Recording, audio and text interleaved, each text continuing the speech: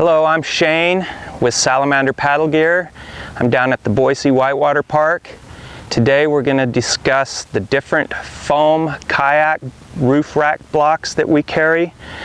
Most of these blocks we carry in both a 16-inch and a 22-inch version.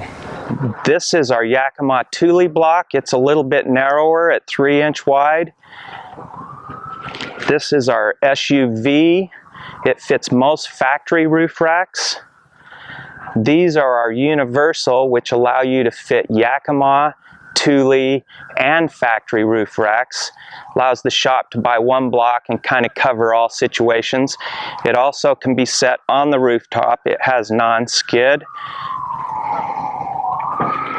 This is our X SUV. It's a little wider. We call it the Xterra SUV.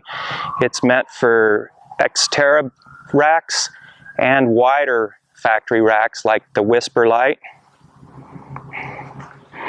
And then our non-skid, meant to just sit on top of the car's roof. This is the most solid and used for no rack. This is our Universal block. Comes in a 16-inch, 22-inch, and an extra wide, as you can see. This is 4 3/4 inch wide by 4-inch tall.